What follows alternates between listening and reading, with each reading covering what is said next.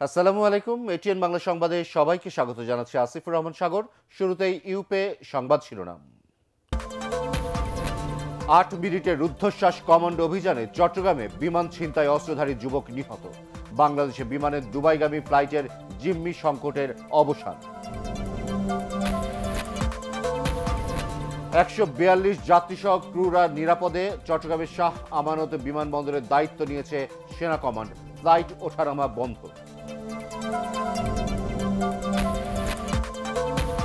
শাহজালাল আন্তর্জাতিক বিমানবন্দরের নিরাপত্তা বলয় এড়িয়ে অস্ত্র নিয়ে বিমানে ছিনতাইকারী 2টি তদন্ত কমিটি গঠন।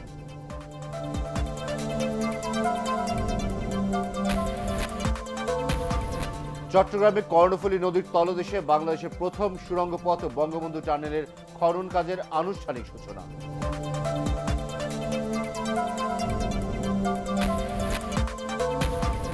এবং চকবাজারে কেমিক্যাল গুদাম অপসারণ অব্যাহত। সরকারের ব্যর্থতা চ্যালেঞ্জ করে হাইকোর্টে রিট। সংসদে শোক প্রস্তাব। এবারে বিস্তারিত।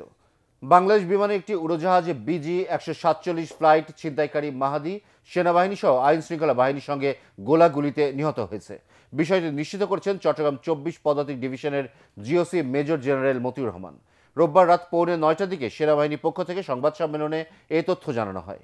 এর আগে আইএসপিআর জানায়, অভিযানের পর ছিনতাইকারীকে আহত অবস্থায় আটক করা হয়েছে।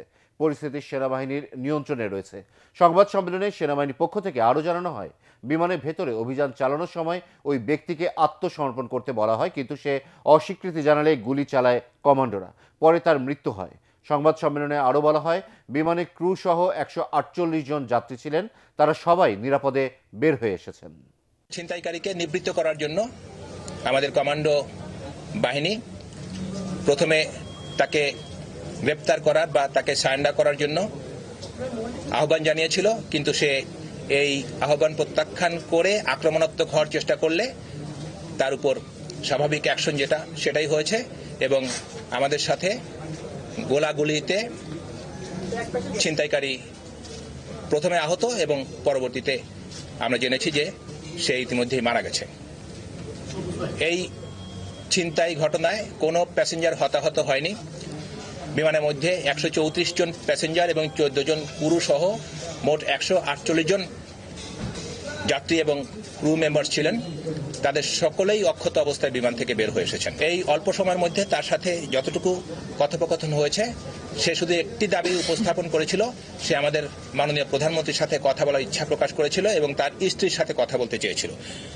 এরপরে তার সাথে আর কোনো কথা বলার সময় এবং সুযোগ আমাদের ছিল না এবং আমরা যেহেতু দ্রুততম সময়ে এই ছিনতাইয়ের অবসান ঘটাতে চেয়েছিলাম, স্বাভাবিকভাবে আমি বলেছি যে আমাদের কমান্ডো অভিযান হয়েছে এবং এই কমান্ডো সেই কমান্ডো এবং আমাদের সিও লেফটেন্যান্ট কর্নেল ইমরুল যে হলি আর্টিজান অপারেশন করেছিল, আমরা তাদেরকেই এখানে সৌভাগ্যবশত পেয়েছিলাম এবং অত্যন্ত সফল একটি অভিযানের মধ্য দিয়ে মাত্র 8 মিনিটের মধ্যে এই ছিনতাইয়ের অবসান ঘটানো হয়েছে।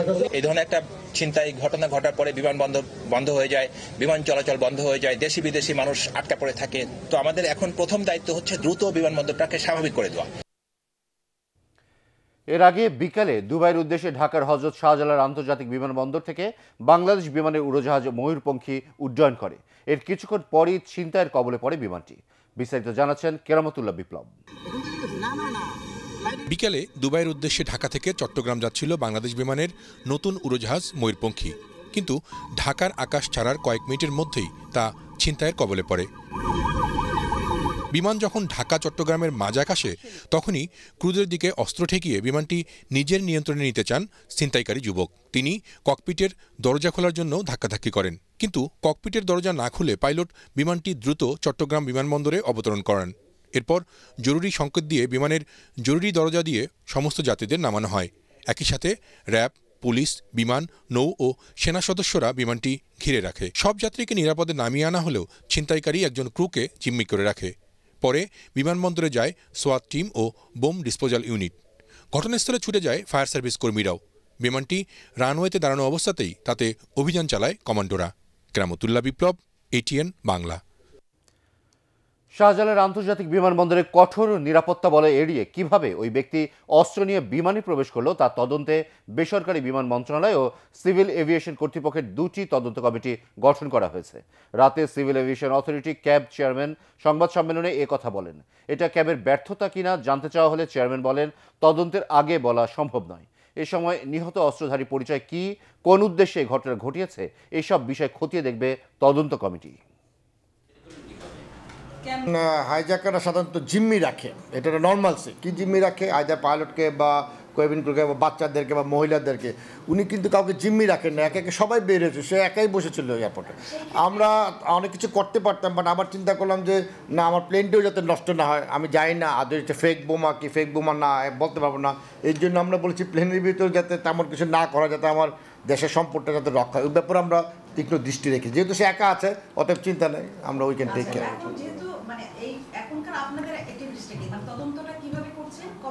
তদন্ত একটা তদন্ত কমিটি গঠন হচ্ছে, একটা সচিবালয় থেকে হবে, আমাদের লোক থাকবে, বিমানের লোক থাকবে, আমরা দেখবো ইনশাআল্লাহ। দর্শক, চট্টগ্রাম রয়েছেন সহকর্মী তামিম মাহমুদ, স্কাইপেতে সরাসরি কথা বলছি তার সঙ্গে। তামিম, আপনি বিমানবন্দরের কাছাকাছি আছেন, আপনি আমাদের বলবেন বিমানবন্দরের সর্বশেষ পরিস্থিতি কি? বিমানবন্দরে আমরা সর্বশেষ যেটি জেনেছি, আমাদের থেকে জানানো হয়েছে যে অভিযানটি ৮ মিনিটের যে সেনা অভিযান ছিল, সে অভিযানে এই যিনি ছিনতাইকারী যাকে আমরা বলছি, সে নিহত হয়েছেন। এর পরবর্তীতে এখন পর্যন্ত বিমানবন্দর যে স্বাভাবিক যে কার্যক্রমগুলো এই ছিনতাইয়ের যে ঘটনাটির জন্য ব্যাহত হয়েছে, এই ব্যাহত হওয়ার ফলে বিমানবন্দরের স্বাভাবিক কার্যক্রম, বিমান ওঠানামা, সেটি আপাতত বন্ধ আছে এবং বিমানবন্দর যেসব সাধারণ কার্যক্রম থাকে সেটি এই মুহূর্তে বন্ধ আছে। এর আগে সেনাবাহিনী, নৌবাহিনী, সেনাবাহিনীর commando team, para commando team, নৌবাহিনীর এইসব প্রত্যেকটি আইন শৃঙ্খলা বাহিনীর প্রত্যেকজন মেম্বার সহ যৌথ বাহিনী একটি অভিযান পরিচালনা করে। ৮ মিনিটে সেই অভিযানে প্রথম থেকেই তাকে আত্মসমর্পণের জন্য বিভিন্ন সময় বলা হলো, সে কিন্তু প্রথম থেকে আত্মসমর্পণ করেনি, কিন্তু সে আরো আক্রমণাত্মক হতে থাকে। আক্রমণাত্মক এক পর্যায়ে সে প্রধানমন্ত্রী এবং তার পরিবারের সাথে কথা বলতে চায়। সেই কথা বলতে বলতে যখন কথা বলা হচ্ছে, ঠিক তখনই সেনাবাহিনী প্যারা কমান্ডের যে আমরা জানি হোলি আর্টিজানের যে অভিযান, জঙ্গি অভিযান হয়েছিল, সেটিতে যে অভিযানের পরিচালনা করেছিলেন লেফটেন্যান্ট কর্নেল ইমরুল, তার নেতৃত্বে এই অভিযানটি পরিচালনা করা হয় এবং সফলভাবে ৮ মিনিট অভিযান চলার পরেই তার মৃত্যু হয়। এছাড়াও বিমানে যে সমস্ত যাত্রী ছিলেন তারা প্রত্যেকেই, বিমান ক্রু, বিমান ক্যাপ্টেন সহ যতজন ছিলেন প্রত্যেকজন নিরাপদে সেই বিমানটি থেকে বেরিয়ে আসতে পেরেছিলেন। তা এখন পর্যন্ত কোনো আহত আমরা খবর পাইনি। তবে আমরা এই অসমর্থিত সূত্র জেনেছি তাড়াহুড়ো নামতে গিয়ে ৩ জন আহত হয়েছিলেন। তারা সাময়িক প্রাথমিক চিকিৎসার জন্য তাদেরকে হাসপাতালে নেওয়া হয়েছিল। আপনাকে ধন্যবাদ। চট্টগ্রাম থেকে জানাচ্ছিলেন আমাদের সহকর্মী তামিম মাহমুদ। এবার অন্যান্য প্রসঙ্গ। বিশ্ববাসী যাতে অবাক বিস্ময়ে তাকিয়ে থাকে, বাংলাদেশকে সেইভাবে গড়ে তোলা হবে বলে জানিয়েছেন প্রধানমন্ত্রী শেখ হাসিনা। চট্টগ্রামে কর্ণফুলী নদীর তলদেশে বঙ্গবন্ধু টানেলের খনন কাজের উদ্বোধনী অনুষ্ঠানে তিনি কথা বলেন। প্রধানমন্ত্রী আরও বলেন, এই টানেল নির্মিত হলে চট্টগ্রামের যোগাযোগ ব্যবস্থা, ব্যবসা বাণিজ্য ও শিল্পায়ন আরও গতিশীল হবে। একই সঙ্গে পতেঙ্গায় লালখান বাজার থেকে শাহ আমানত বিমানবন্দর পর্যন্ত এলিভেটেড এক্সপ্রেসওয়ে নির্মাণ কাজেরও উদ্বোধন করেন তিনি।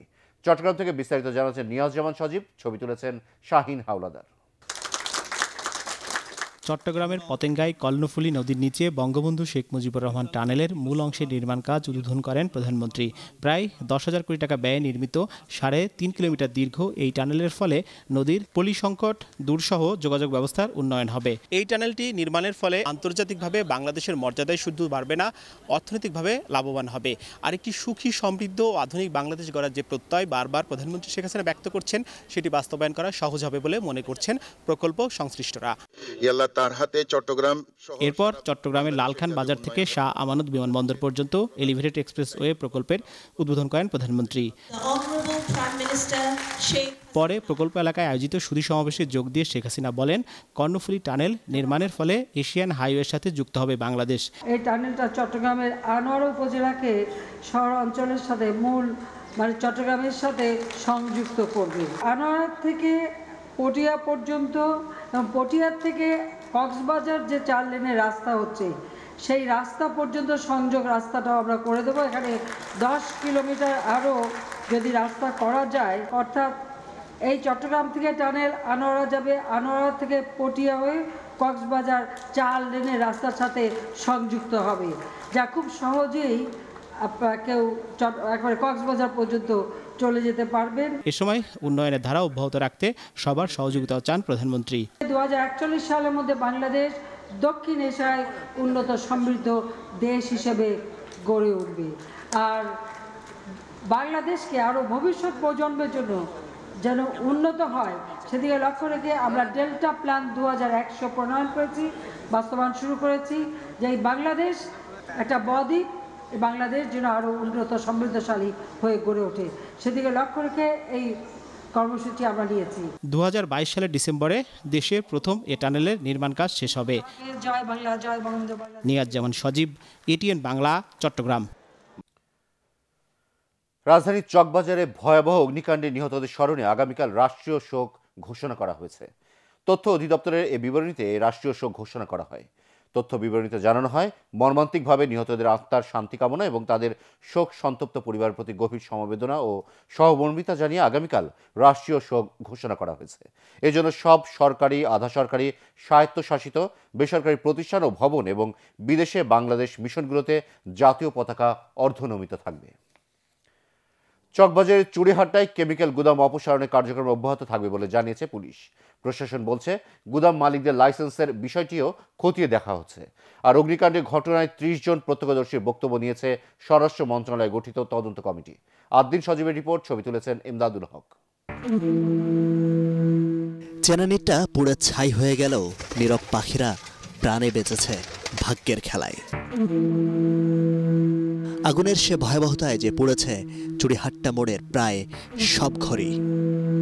চুড়িহাট্টার এই মোড়েই সেদিন জ্যামে আটকা ব্যবসায়ী মাহবুবুর রহমান। বিস্ফোরণে একটি সিলিন্ডার উড়ে এসে পড়ে তার প্রাইভেট কারের ওপর। হতবাক হয়ে চেয়ে দেখেছেন আগুন। ভাগ্যক্রমে দ্রুত গাড়ি থেকে বেরিয়ে পড়ায় যেন নতুন জীবন ফিরে পেয়েছেন তার ড্রাইভার ও তিনি। আগুন ধরা অবস্থায় ড্রাইভার দেখলাম গেটটা খুলে সে বের হতে পারছে, তার দেখা দেখি আমিও বের হয়ে গেলাম। টিউশনি করে ঘরে ফেরার পথে এই মোড়েই জ্যামে ছিলেন আরিফও। একটা বিকট শব্দের পর সেকেন্ডের ব্যবধানে দুটো মানুষের দেহ উড়ে এসে পড়ে তার মোটরসাইকেলের সামনে। এরপর স্তম্ভিত আরিফ।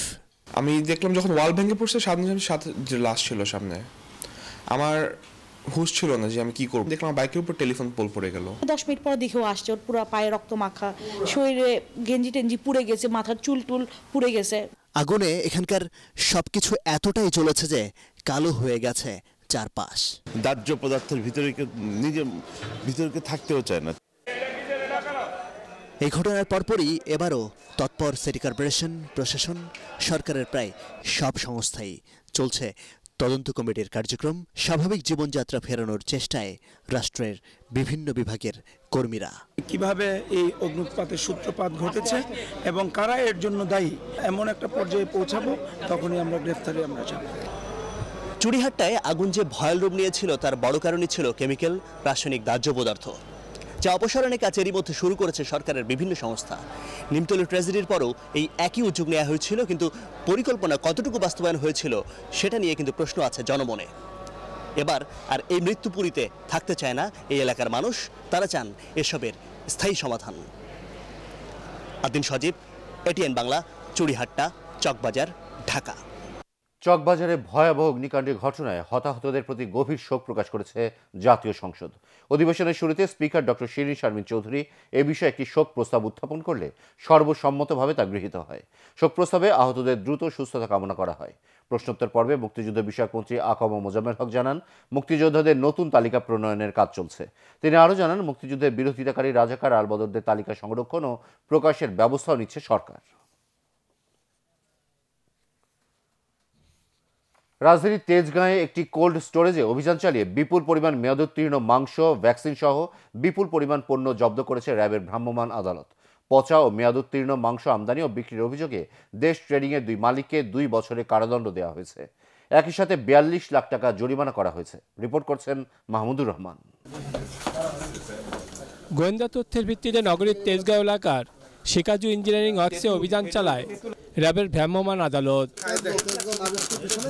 এখানকার দুটি কোল্ড স্টোরেজে অভিযান চালিয়ে র্যাবের ভ্রাম্যমাণ আদালত বিপুল পরিমাণ মেয়াদ উত্তীর্ণ পণ্য জব্দ করে। 24-217 খেজুর পচে নষ্ট হয়ে গেছে, এগুলো টিকা লাগা দিচ্ছেন আপনাকে। অবৈধভাবে আমদানি করা এসব পণ্যের মেয়াদ কয়েক বছর আগে উত্তীর্ণ হওয়ার পরও তা বাজারজাত করছে একটি চক্র। বিপুল পরিমাণ মাংস যেগুলি অনুমতি ছাড়া ইম্পোর্ট করে নিয়ে আসা হয়েছে সেগুলি এক্সপায়ার্ড, আজ থেকে আরও কয়েক মাস আগে মেয়াদ উত্তীর্ণ হয়েছে। এই ধরনের মাংস আমরা পেয়েছি। পাশাপাশি বিভিন্ন আইটেম, খেজুর আইটেম, তারপর আপনার হচ্ছে যে চিজ বা পনির বা অন্যান্য বিষয় যেগুলো রয়েছে ফাস্টফুড ব্যবহার করা হয়, এই ধরনের অনেকগুলো আইটেম যেগুলি 2 থেকে 4 বছর আগে এক্সপায়ার হয়ে গিয়েছে। র্যাবের ভ্রাম্যমাণ আদালত এখান থেকে কয়েক প্রকার ভ্যাকসিন জব্দ করেছে, যার মেয়াদ অনেক আগেই শেষ হয়ে গেছে। এছাড়াও যে তাপমাত্রায় এসব ভ্যাকসিন রাখার কথা তা মানা হয়নি এক্ষেত্রে। বেশ কিছু ভ্যাকসিন যেগুলো এখানে রাখার কথা না, সেই ধরনের ভ্যাকসিন যেগুলি 2015 সালে এক্সপায়ার হয়ে গেছে, এরকম কিছু ভ্যাকসিন আমরা এখান থেকে বেশ কিছু ভ্যাকসিন পেয়েছি। ভ্যাকসিন এগুলি আসলে আমাদের পোলট্রি ইন্ডাস্ট্রির জন্য বিভিন্ন ধরনের ভ্যাকসিন, রানীক্ষেত রোগ, কলেরা ভ্যাকসিন থেকে শুরু করে প্রায় 7 থেকে 8 রকম রোগের ভ্যাকসিন আমরা এখানে পেয়েছি আর কি। ভ্রাম্যমাণ আদালত এসব অনিয়মের অভিযোগে জেল জরিমানা করেছে সংশ্লিষ্ট কর্মকর্তাদের। দেশ ট্রেডিংয়ের 2জন মালিক, দেশ ট্রেডিংয়ের মালিক যারা এই এক্সপায়ার মাংসগুলো সেল করছে তাদেরকে 2 বছর করে কারাদণ্ড ও 12 লক্ষ টাকা জরিমানা আদেশ করা হয়েছে। কোল্ড স্টোরেজের মালিকের বিরুদ্ধে নিয়মিত মামলা করা হবে বলে র্যাবের পক্ষ থেকে জানানো হয়। মাহমুদুর রহমান, এটিএন বাংলা, ঢাকা। আর্থসামাজিক উন্নয়নের প্রতিটি খাতে বাংলাদেশ এগিয়ে যাচ্ছে বলে জানিয়েছেন রাষ্ট্রপতি আব্দুল হামিদ। নোয়াখালী বিজ্ঞান ও প্রযুক্তি বিশ্ববিদ্যালয়ের 2য় সমাবর্তনে তিনি আরও বলেন, উন্নয়ন ও অগ্রগতির এ ধারা অব্যাহত রাখতে সঠিক ও যোগ্য নেতৃত্বের বিকল্প নেই। বঙ্গবন্ধুর নেতৃত্বে স্বাধীনতা এসেছে, আর তাঁরই সুযোগ্য কন্যা শেখ হাসিনার নেতৃত্বে দেশ উন্নয়নের অভীষ্ট লক্ষ্যে পৌঁছে যাচ্ছে। নেতৃত্ব বিকাশের আদর্শ স্থান হচ্ছে বিশ্ববিদ্যালয়। এজন্য শিক্ষকদের নিয়মিত পাঠদানের পাশাপাশি শিক্ষার্থীদের মাঝে নেতৃত্বের গুণাবলী জাগিয়ে তোলার আহ্বান জানান রাষ্ট্রপতি। রেজওয়ানুল হক চৌধুরী শোভনকে ভিপি, গোলাম রব্বানীকে সাধারণ সম্পাদক ও সাদ্দাম হোসেনকে এজিএস করে ঢাকা বিশ্ববিদ্যালয়ের কেন্দ্রীয় ছাত্র সংসদ নির্বাচনে 25 সদস্যের প্যানেল ঘোষণা করেছে ছাত্রলীগ। বিকেলে মধুর ক্যান্টিনে সংবাদ সম্মেলন করে এই প্যানেল ঘোষণা করা হয়। বিশ্ববিদ্যালয়ের ছাত্রদের 13টি ও ছাত্রীদের 5টি আবাসিক হল সংসদের প্রত্যেকটির ভিপি ও জিএস পদ প্রার্থীদেরও নাম ঘোষণা করা হয় সংবাদ সম্মেলন থেকে। পরে ডাকসু নির্বাচনে জয়ী হয়ে সাধারণ শিক্ষার্থীদের অধিকার আদায় কাজ করার আশ্বাস দিয়ে সাধারণ শিক্ষার্থীদের কাছে ভোট চান ছাত্রলীগ নেতারা।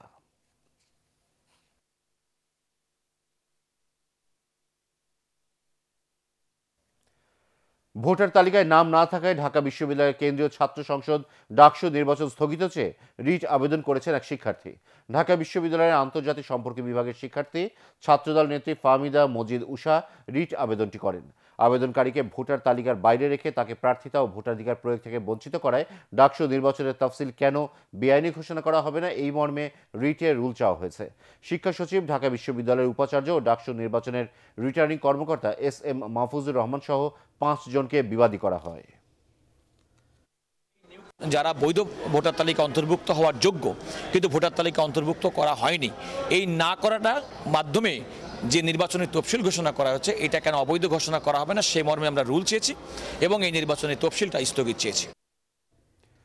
মন্ত্রণালয় ভিত্তিক বাজেট নয়, জেলা পর্যায়ে জাতীয় বাজেট প্রণয়নের পরামর্শ দিয়েছেন অর্থনীতিবিদ ও গবেষকরা। তাদের মতে এতে স্থানীয় সরকার ব্যবস্থা জোরদার হবে, বাড়বে ভ্যাট ও রাজস্ব আদায়।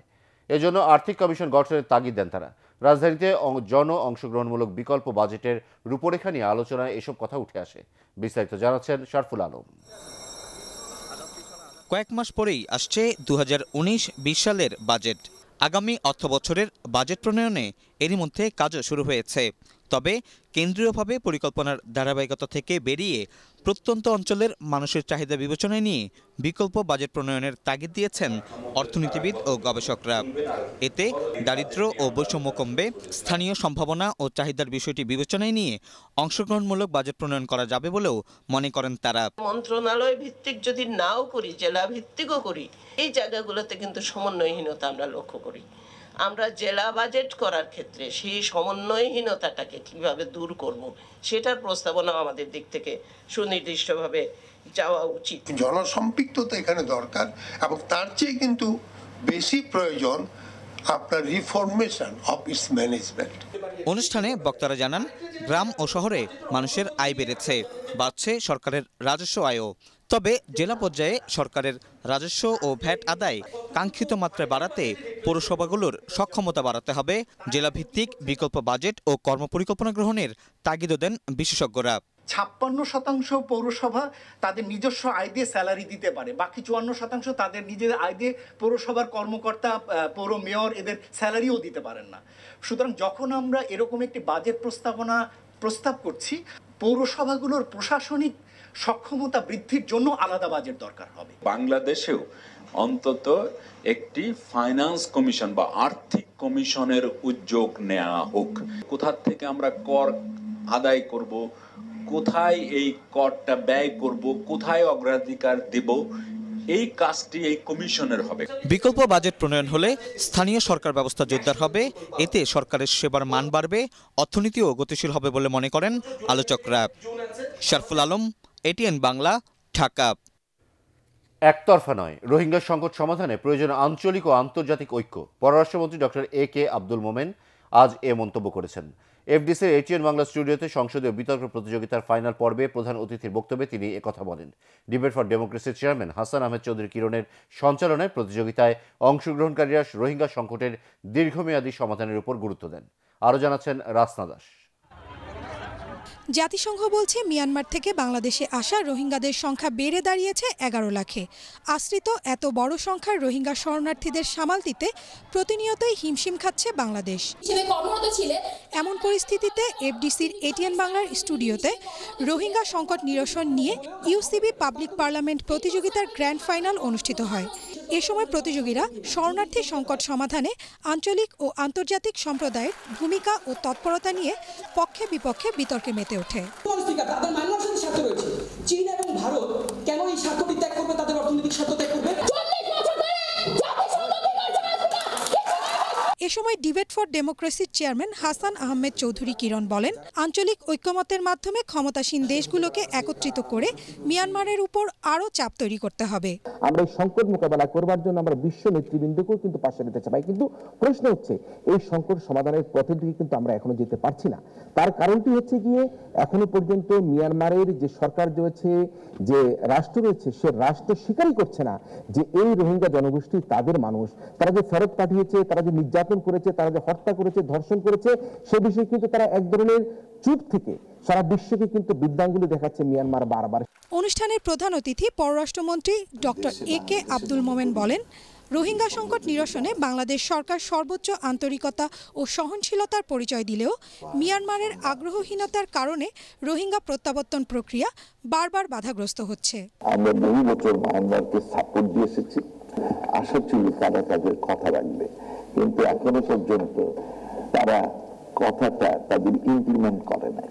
আমাদের যে বিভিন্ন চুক্তি হয়েছে, অ্যারেঞ্জমেন্ট হয়েছে, কোনোটাই তারা এখনো বাস্তবায়ন করে নাই। তারা বিভিন্ন অজুহাত দেখাচ্ছে। প্রতিযোগিতায় Bangladesh university of business and টেকনোলজিকে হারিয়ে বিজয়ী হয় বাংলাদেশ ইউনিভার্সিটির বিতার্কিকরা। সেই সাথে তারা জিতে নেয় ট্রফি ও নগদ 2 লক্ষ টাকা। রাসনা দাস, এটিএন বাংলা, ঢাকা। এবার আল আরাফা ইসলামী ব্যাংক অর্থ সংবাদ।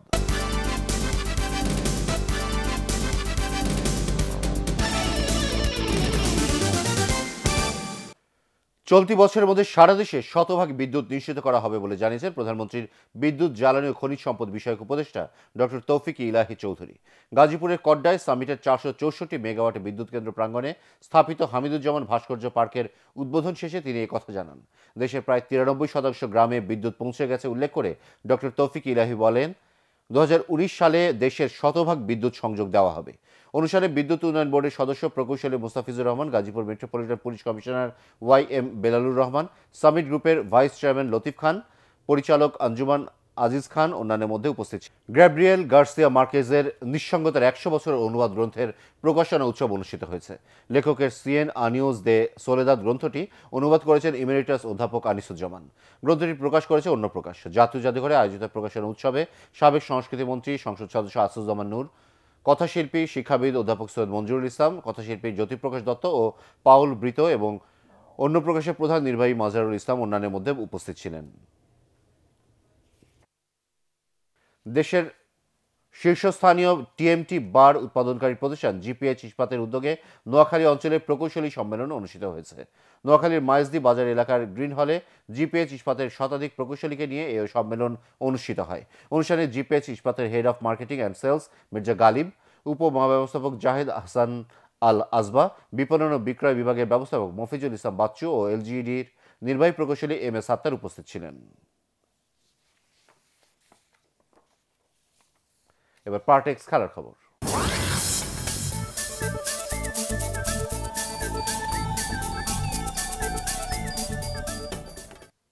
আগামীকাল শুরু হচ্ছে প্রিমিয়ার লিগ টি20। শুধুমাত্র স্থানীয় খেলোয়াড়দের নিয়ে আয়োজিত এই টুর্নামেন্ট ভবিষ্যতে আন্তর্জাতিক অঙ্গন ও বিপিএলে ভালো করতে বড় ভূমিকা রাখবে বলে মনে করেন ক্রিকেটাররা।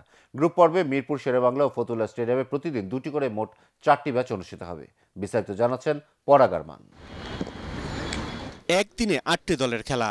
দলগুলোর অনুশীলনে সকাল থেকেই মিরপুর একাডেমি মাঠ সরগরম। কে কোন দলের বোঝার উপায় নেই, তবে প্রতিদ্বন্দ্বিতার আমেজের কমতি নেই। লিজেন্ড অব রূপগঞ্জের হয়ে খেলছেন শাহরিয়ার নাফিজ, নুরুল হাসান সোহান, শেখ জামালে। দুজনেরই লক্ষ্য ভালো পারফরমেন্স দিয়ে নিজেকে প্রমাণের। চেষ্টা করব ভালো পারফর্ম করার এবং দলগতভাবে জয় দিয়ে যদি শুরু করতে পারি তাহলে অবশ্যই ভালো হবে। আমার জিনিসটা হচ্ছে নিজের কাছে নিজে পারফর্ম করাটা, বাকিটা হচ্ছে আমার হাতে নাই। সুতরাং আমার কাছে মনে হয় যে আমার জন্য ইম্পর্টেন্ট পারফর্ম করা, আর এটাই করতে চাই। কাগজে কলমে শক্তিশালী দল আবাহনী লিমিটেড। তাদের অন্যতম ভরসা সাব্বির রহমান। কয়েকদিন আগে নিউজিল্যান্ডে পেয়েছেন ক্যারিয়ারের প্রথম ওয়ানডে সেঞ্চুরির দেখা। ডিপিএল টি20 টুর্নামেন্টকে দেখছেন তিনি বিশ্বকাপ প্রস্তুতির ড্রেস রিহার্সাল হিসেবে। এটা রান করেছি, এটার জন্য অনেক বড় একটা কনফিডেন্স থাকবে ওয়ার্ল্ড কাপের জন্য, যদি ওয়ার্ল্ড কাপের সুযোগ পাই আমি। আর অনেক প্লেয়ারে কিন্তু দেরিতেও সেঞ্চুরি করেছে, আমার কাছে লিস্ট আছে অবশ্য, তো আমি বলতে যাচ্ছি না, বাট আমি চেষ্টা করছি নিজেকে টিমের যত যে কোনো সিচুয়েশন খেলার জন্য। এদিকে ডিপিএল টি20 লিগের টাইটেল স্পন্সর হয়েছে ইলেকট্রনিক পণ্য প্রতিষ্ঠান ওয়ালটন গ্রুপ। রবিবার বিসিবিতে এক সংবাদ সম্মেলনে টাইটেল স্পন্সরের নাম ঘোষণা করা হয়। পরাগ আরমান, এটিএন বাংলা, ঢাকা। ড্রতে শেষ হলো লিঙ্কনে বাংলাদেশ নিউজিল্যান্ড একাদশে বৃষ্টি বিঘ্নিত দুদিনের প্রস্তুতি ম্যাচ। ম্যাচের দ্বিতীয় দিন স্বাগতিকরা 2 উইকেটে 57 রান তোলার পর খেলা বন্ধ হয়ে যায়। এর আগে প্রথম দিন লিটন দাস, মাহমুদুল্লাহ রিয়াদ আর মেহেদী হাসান মিরাজের 50-তে 6 উইকেটে 411 রানে ইনিংস ঘোষণা করে সফরকারীরা। জবাবে দলের 1 রানে আন্দ্রে ফ্লেচারকে ফেরান টাইগার পেসার ইবাদত হোসেন। এরপর 54 রানে মোস্তাফিজের বলে দ্বিতীয় উইকেট হারে নিউজিল্যান্ড একাদশ। 3 ম্যাচ সিরিজের প্রথম টেস্টে হ্যামিল্টনে 28 ফেব্রুয়ারি মাঠে নামবে দুদল। তৃতীয় international solidarity world ranking archery চ্যাম্পিয়নশিপের দ্বিতীয় দিনে কোয়ালিফিকেশন রাউন্ডে পুরুষ বিভাগ রিকার্ড এককে 662 স্কোর করে বাংলাদেশের রুমান সানা প্রথম, থাইল্যান্ডের থেপনা দেনচাই দ্বিতীয় ও ইরানের আশরাফি সাদেক তৃতীয় হন। এদিকে কোয়ালিফিকেশন রাউন্ডে রিকার্ড পুরুষ দলগত ইভেন্টে বাংলাদেশ 1961 স্কোর করে প্রথম স্থান লাভ করে। ইরান দ্বিতীয় আর ভারত তৃতীয় স্থান পায়। কোয়ালিফিকেশন রাউন্ডে রিকার্ড মহিলা দলগত ইভেন্টে ভারত 1884 স্কোর করে প্রথম, ইরান দ্বিতীয় এবং বাংলাদেশ তৃতীয় স্থান লাভ করে। 4 দিনের এই প্রতিযোগিতা আগামী মঙ্গলবার প্রতিযোগিতার ফাইনাল রাউন্ডের খেলা অনুষ্ঠিত হবে। ভারতের বেঙ্গালুরুতে শেরু ক্লাসিক বডি বিল্ডিংয়ে বাংলাদেশের তাজদিদ হাসান রৌপ্য পদক জিতেছেন। এই চ্যাম্পিয়নশিপে বাংলাদেশের একমাত্র প্রতিনিধি হিসেবে তাজদিদ অংশ নিচ্ছেন। বডি বিল্ডারদের জন্য এশিয়ার সবচেয়ে বড় প্ল্যাটফর্ম এই শেরু ক্লাসিক। পুরুষ বডি বিল্ডিংয়ে 70 কেজি ওজন শ্রেণীতে তাজদিদ এই সাফল্য অর্জন করেন। এবারের প্রতিযোগিতা 6টি ক্যাটাগরিতে অনুষ্ঠিত হয়। শেষ করার আগে ইউপে সংবাদ শিরোনাম আরও একবার। 8 মিনিটের রুদ্ধশ্বাস কমান্ডো অভিযানে চট্টগ্রামে বিমান ছিনতাই অস্ত্রধারী যুবক নিহত। বাংলাদেশ বিমানের দুবাইগামী ফ্লাইটের জিম্মি সংকটের অবসান। 142 যাত্রীসহ ক্রুরা নিরাপদে। চট্টগ্রামের শাহ আমানত বিমানবন্দরের দায়িত্ব নিয়েছে সেনা কমান্ড। ফ্লাইট ওঠানামা বন্ধ।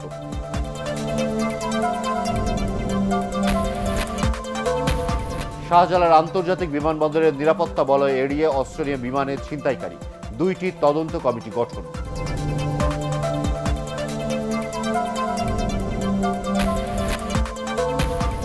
চট্টগ্রামে কর্ণফুলী নদীর তলদেশে বাংলাদেশের প্রথম সুড়ঙ্গ পথ বঙ্গবন্ধু টানেলের খনন কাজের আনুষ্ঠানিক সূচনা।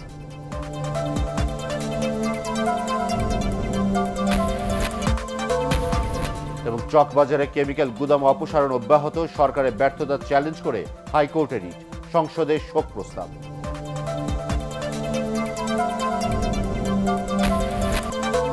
পরবর্তী সংবাদ দেখার আমন্ত্রণ জানিয়ে এখনকার মতো শেষ করছি। এটিএন বাংলা সংবাদ ইউটিউবে দেখতে ব্রাউজ করুন www.youtube.com/ATNTubeNews। সাবস্ক্রাইব করে থাকুন এটিএন বাংলার সাথে।